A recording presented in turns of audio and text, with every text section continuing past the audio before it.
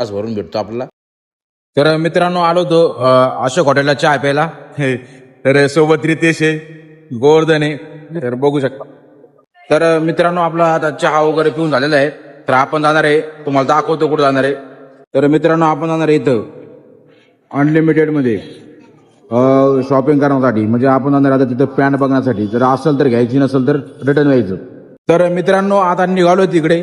तर तुम्हाला दाखवतो आजूबाजूला गर्दी वगैरे, शॉप वगैरे इथं.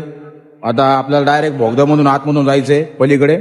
तर तुम्हाला दाखवतो चला आता.